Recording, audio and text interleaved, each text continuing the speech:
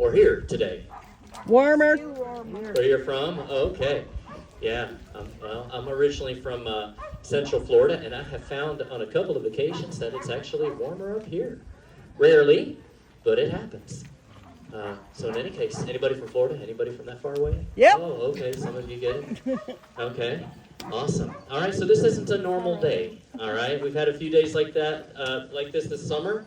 Bear with me one sec. I'm gonna clip this on my belt so I'm not awkwardly holding it.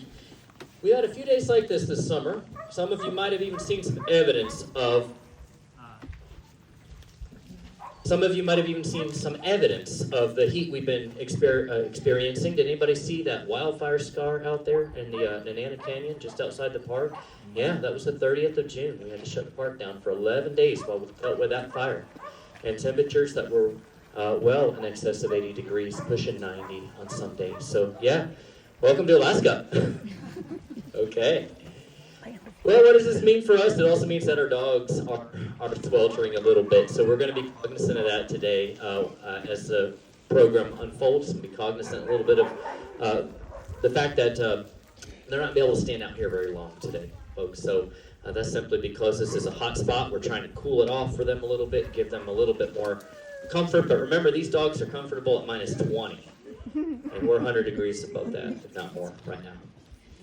All right, again, those of you wandering into the kennels, you got 8 minutes. If you want to go say hi to our pups, I'm not calling you over right yet, but for those of you who are here, I like to do a little Q&A. And before I get into that, I was going to introduce myself formally. I'll do it again in a few minutes. My name is Ranger JT.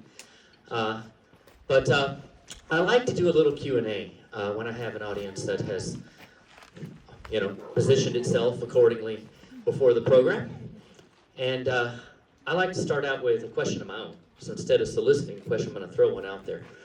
What brought y'all here? Anybody want to? My car. Wildlife. Okay. What else? What brought y'all up here? Glaciers? Dogs?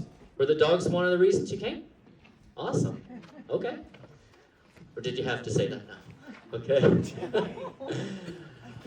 What else? The 63 parks. National parks? Oh, some of you are trying to collect all the national parks, okay? The 63 national parks.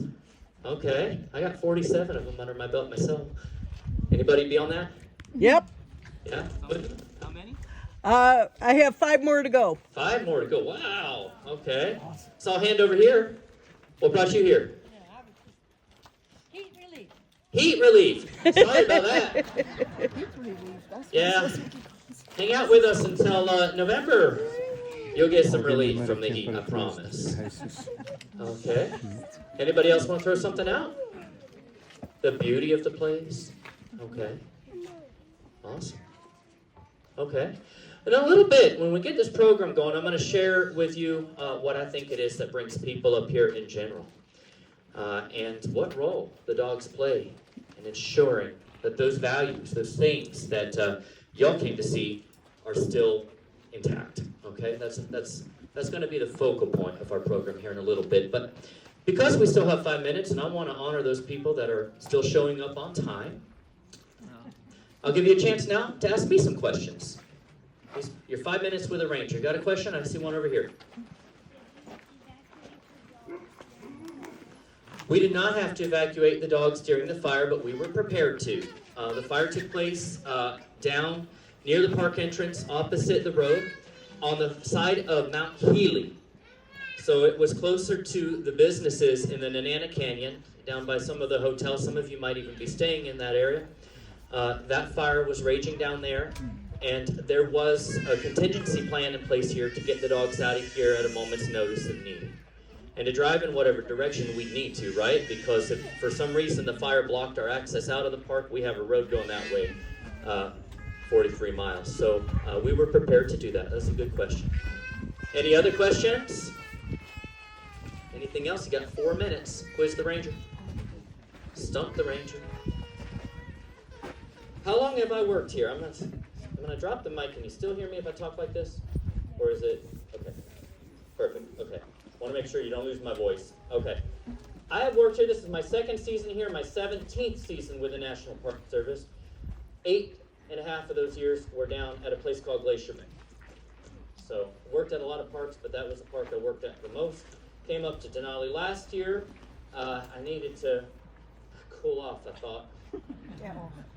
But so I'm relatively new to the scene, but I'm going to be talking about some concepts that are not new to me, some shared values across the national parks. Any other questions? Anything else? We got 3 minutes, folks.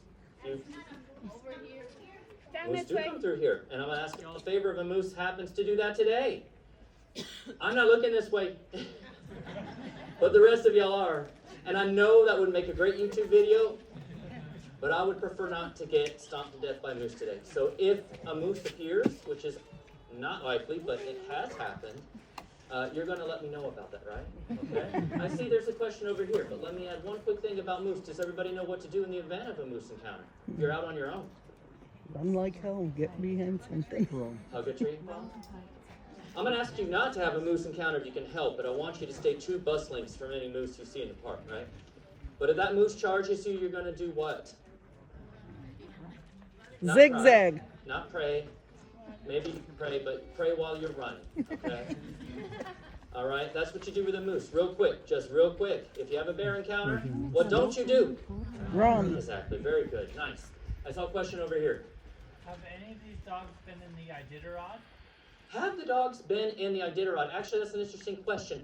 So the dogs actually, some of these dogs were, a couple of years back, they actually were part of the opening ceremony of the Iditarod. They're not racing dogs. These are fright dogs. We're going to talk a little bit about that in the program, so I won't get too far ahead of myself. But these dogs are not meant for that sort of event. But they were present at the start of the Iditarod one year. Question? You said they had a special diet. What do they eat? Well, I mean, dog food, but high protein dog food, and they are actually patrolling a few thousand miles every year out on the snows in the winter time. So we want to make sure that they're muscular enough, that they're healthy enough to ensure that they can carry out those patrols and comfortably, right?